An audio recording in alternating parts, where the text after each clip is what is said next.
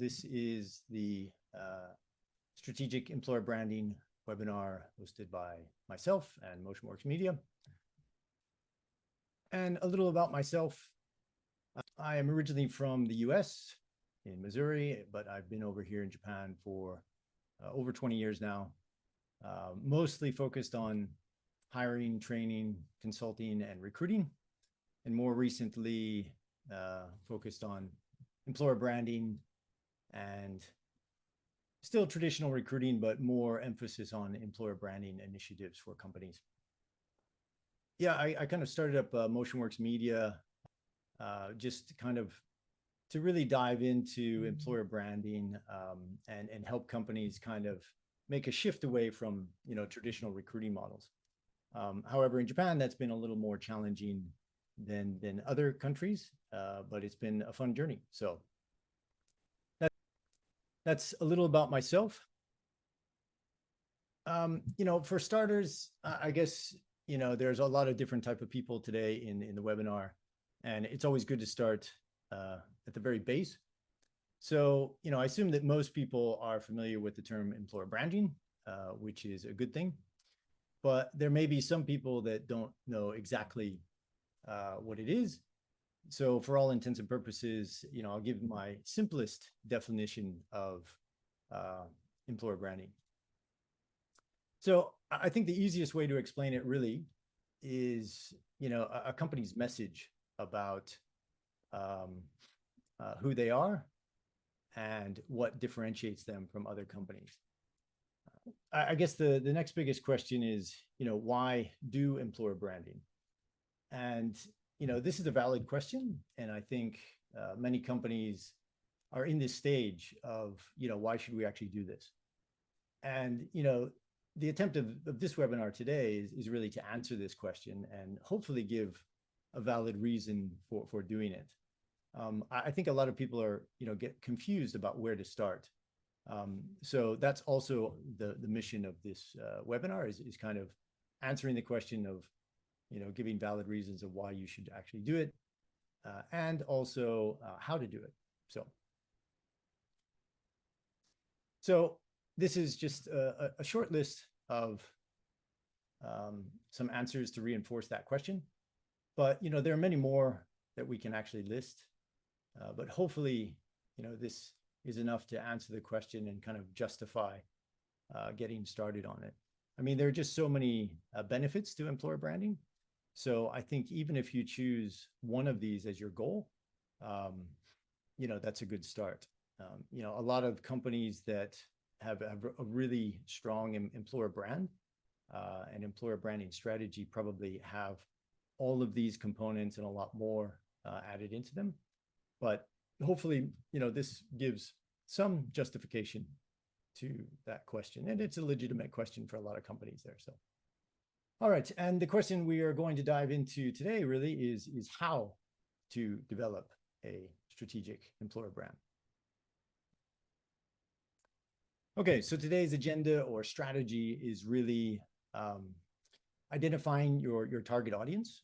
That may seem quite straightforward, but maybe there's a little more involved with identifying your target audience. Evaluating your existing resources, which is important. Which ones work, which ones don't, and which ones you might be able to complement. Working within budgets or under budget constraints. And this is always a big one, but brainstorming content and building a plan and working within budgets are all kind of intertwined, right? So it's a good idea to know what your budgets are. A lot of times there is zero budget, so that's a good benchmark to start from. But it shouldn't restrict you from brainstorming content and starting to build a plan. So, and then last, basically just getting support and buy-in. If you are going to do the heavy lifting and go through the motions to start building an employer branding strategy, then you need as much support as possible. It's not a one-person job, and the more people that you get buy-in from, the more effective it's going to be in the long run. So, So at this point, I'm going to implement some poll questions. There are a few topics today that I want to try and engage with you guys as much as possible. So I'll just keep this slide on the screen and I'll just pull up the polls. Okay. Okay. So yeah, if I just look through some of these, yeah, it looks like a lot of people are already implementing employer branding initiatives. So that's great to see. And hitting targets about 75%. That's good. I think 100% is unrealistic in this market, I think. Are you in a position to make decisions? That's also good. It's interesting that a lot of people have no. So that's also part of the goal today. All right. So nice. Okay, I'm going to stop sharing that one and move on to the next bit. And again, in terms of, identifying your audience, every company has a goal of, such as reducing their overall spending for hiring or, hitting their targets, building a stronger candidate pipeline, et cetera. But, in order to achieve these kind of goals, it's good to start with the goal in mind and kind of work backwards, right? So obviously identifying your audience is one of the first things that, can align the goal with the strategy. And these are, some of the ways to assess your target audience. But these are the most common factors. There are obviously others that you can think of, but these are probably the four easiest ones to kind of zero in on your target audience. So with geographic, where your audience obviously is physically located, even if you're targeting the same country or region, you may need to break it down even more. For example, job seekers in Osaka and Tokyo and Okinawa, are three different audiences and they're three different locations. So your approach might have to be different for all three locations and all three audiences. If you can combine all of them, even if they're in different areas, that's a good idea, but you might want to look at it more granular in terms of geographically where they're located. And then next is the demographics and, just determining the age, income levels, the industry of your target audience. And this one is geared towards, the personal interests or, hobbies, which are a little harder to gain or get access to. But with some of the right tools or some of the reports that we'll look at, you can actually get some of this information. And then obviously social media platforms, without testing or any kind of hard data, it's hard to know what platforms your target audience may be on. So, you kind of have to create content for all the different platforms and, then track the data to see where you get the most engagement. And, this is really the only way to really know, what content works for which platforms and which audiences, right? So for those of you that have seemed like probably you've already started implementing this, hopefully you have some good, data in place to track these so you can kind of zero in on your audience factors.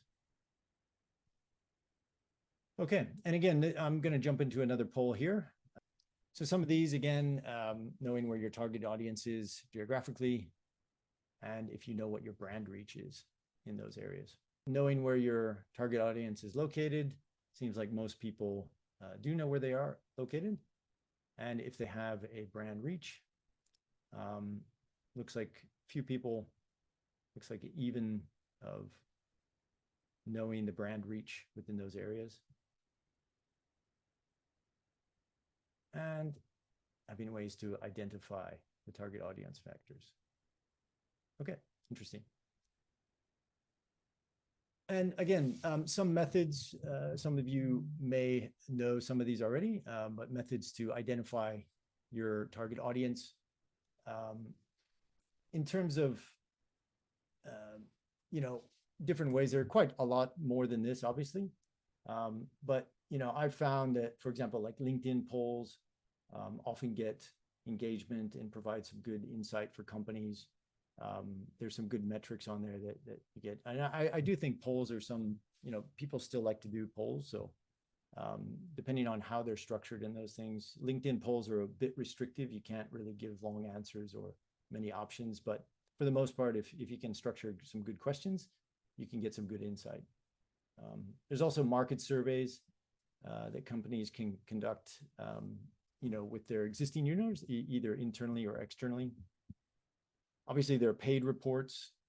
I've found that there's not a lot of good data. I mean, I'm looking at most of the English sites. There are some Japanese sites that I've found, but for example, like Statistica is a good source for information, but it's kind of limited on data for Japan. But there are some domestic and paid services as well as like Jetro that can provide some good, information on recruiting trends and market intel. And using your own data, reviewing your own data sources is the best.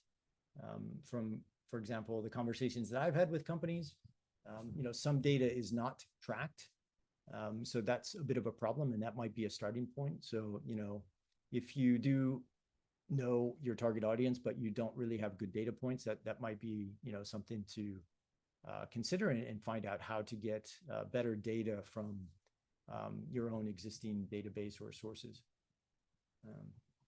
And again, looking at what your competitors are doing is an easy way to, kind of piggyback on what they're doing. So if you find that your competitors are doing a lot of posting on a particular channel or something like that, or they're receptive for a particular platform or something like that, you might want to replicate that and try doing that on those platforms as well. And, of course, you can always ask an expert or, professional people, even within your organization or externally, that might be able to add insight into where your audience is, or how to get better data on where your audience is. So these are just some ways that you can identify your target audience. And again, looking at, evaluating your own resources. We'll dive into this one. And again, there's kind of another poll related to this.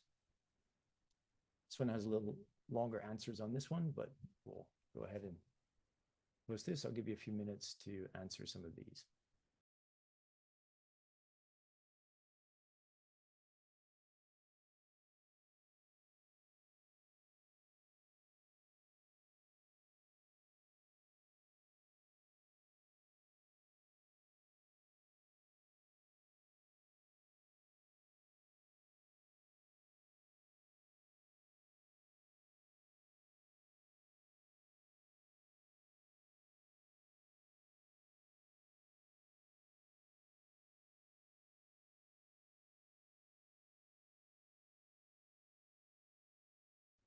And budgets, so budgets are always, kind of a sore spot. And in most cases, companies have no budget to spend on employer branding. But, there are many things that you can do that don't cost anything, but they may impact, the overall effectiveness of the message or the content. So that is something that you definitely need to think about. Is, there are a lot of things that you can do for free, but is the quality or the type of content, hindering your brand, right? And that's something to think about. So I'll talk about this a bit more in the next steps. And again, talking about budgets and also content, they kind of have to align, right? I kind of put this after determining budgets, since, you may waste a lot of time by coming up with ideas for content if you have a limited budget. But it is a good idea to align these and, brainstorm as many ideas for content as possible. And then, kind of assign a budget to them, like high, mid, low, something like that, right? So, even if you have no budget, it doesn't mean that it's going to restrict your creativeness or brainstorming on what's possible. So don't let the budgets deter you from being creative. If your ideas are good, most companies will be open to, giving you a small budget to kind of, maybe beta test content, or they'll say, okay, yeah, here's maybe $1,000 or something, and you can play around with it for some content, right? So there are, ideas that you can use that if you plan it correctly and you really, make a good proposal, that companies might free up and give you some budget for it. So, and again, here are just some ideas, that are effective, that we think are effective for, employer branding, and can be used in, for the short-term and long-term strategies. At Motionworks, we encourage video as much as possible, with real people and telling stories, from actual employees. That's what we found to be, quite effective in engaging people to the brand. And this really gets the attention of your audience and engages people. But, also, the good thing about video is that it is recyclable and reusable. For example, the reason why we rely on video so much is that you can, for example, if you do the video, you get the audio, and you can pull the text from that, right? So, the video itself, you can put up onto a YouTube channel or other platforms, and you can pull the audio from it, and, you can make it into a podcast. And then there's, the text that you can pull and make, blogs and things like that. So, that's what we encourage is use video as much as possible, so you can recycle those mediums. And that's just worked for us. And, it really goes a long way. And it is quite cost effective, but a lot of people, maybe they only do podcasts, right? But if you're going to do a podcast, you might want to incorporate video into that podcast as well, right? And see, A/B test which gets a better reception. I mean, we did podcasts just as kind of a trial, and we had a lot of engagement with that, and we had a lot of downloads on that, and we didn't really expect that platform to be that useful, but it has been effective. So yeah, you just never know. So come up with as many ideas and different types of content as possible. Okay, so again, trying to kind of build a plan. Hopefully you have some ideas on your existing resources now, and some content ideas, as well as determining a budget. So, next is really putting all that together into a plan that works. So, if you are leading the team and you have the, autonomy to launch some of these plans, that's good. And if you're just standalone and you have to pitch these plans, hopefully some of these ideas will help to, build a stronger plan or proposal. So for starters, again, to kind of review and reiterate this is, establish a clear, achievable goal. So for example, if you're a salesperson or recruiter, this is usually, the starting point. So if you're a salesperson, you want to hit 5 million yen this quarter. So in order to do that, we need to make 100 phone calls a week, visit 10 clients a week, close, X amount of deals with clients, et cetera. Right. So for recruiting, it might be something similar, like, we want to reach 100 new candidates that are not on LinkedIn. Right. So you need to go through the steps to, establish, where these candidates might be, and start creating content to maybe engage those. Right. So yeah, as long as you have kind of an achievable goal, that's probably the best place to start. It has to be kind of a realistic, achievable goal there. And next, obviously, is, talking about the budgets, is, determining your budget scales, right? So establishing a clear goal is first, but then you need to make sure that, you can deliver it within your budget. Some goals may not be achievable with some sort of, without, some sort of budget. So, even if your budget is zero, then, that is where, what you have to work with and to come up with ideas on no cost. But, it is a good idea to come up with ideas that might, be in that high, mid, or low range, or even free. And again, identify the type of people that you want to reach and where you might be able to engage with them, as we said before. And go back and evaluate your, kind of existing resources, and determine, which ones work well and which ones you might be able to replace or complement some of the content for. And create the actual content. And, this is where we hopefully can help on your strategy, is helping you come up with ideas to create content. I mean, there are just a lot of ideas that are possible, from, high end, a bit more costly and a bit more time consuming, to very easy to do to engage people. But the more content you have and the more channels you can put them out on, that's a good place to start there. So, and again, tracking the data. It's so important to get data on what works and what doesn't. So, once you launch your ideas, make sure that you have the tools to track and report the results. There are a lot of tools that do this, but if you start small, you can track things manually. But I would recommend getting software and tools that track the data and engagements, since, this will provide a lot of information on, what content works, which audiences, engage with those, and, kind of build your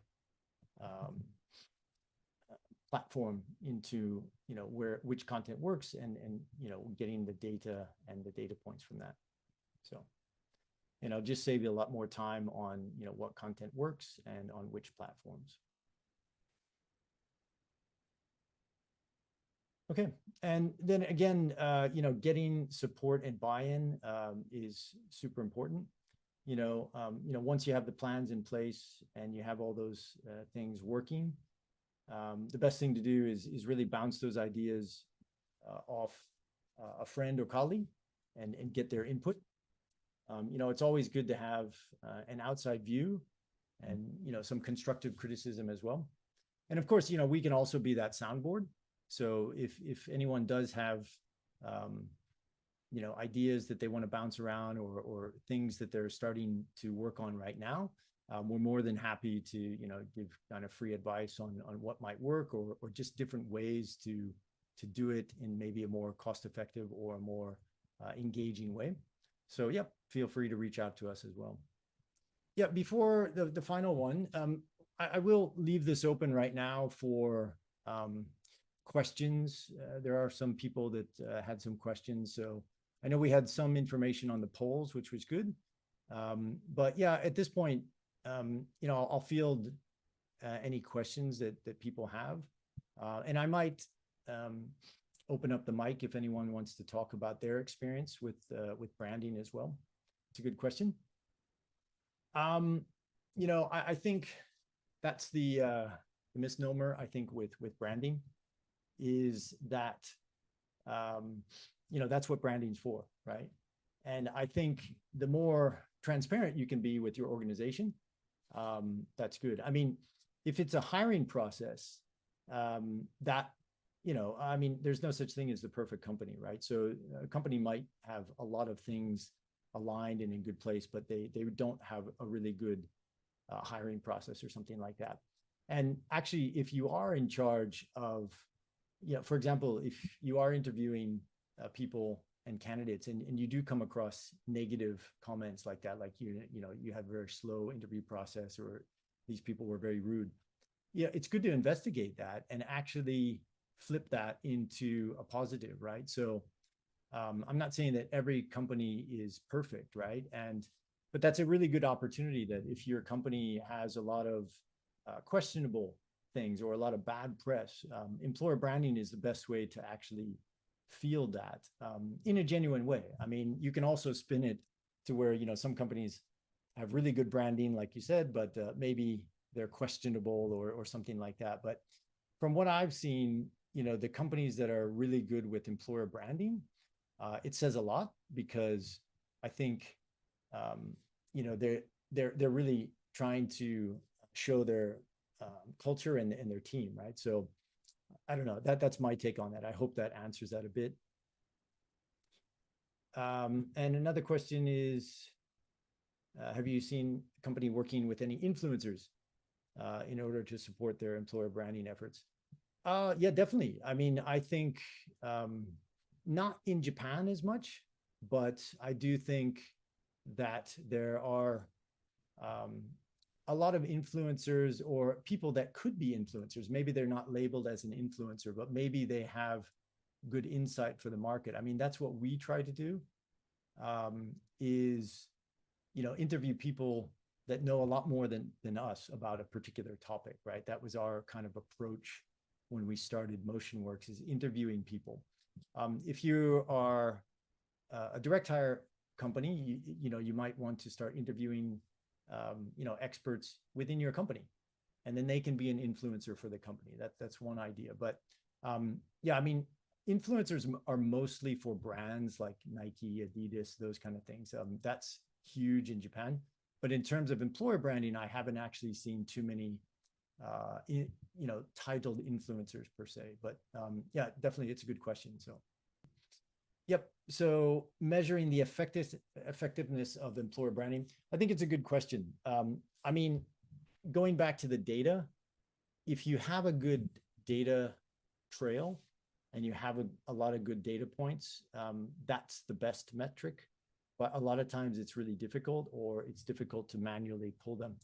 But honestly, I think the easiest way to gauge the effectiveness of your employer brand is just ask candidates. I mean, when you interview them, have you seen any of our videos, or have you seen any of our blogs, or what do you think about our employer brand?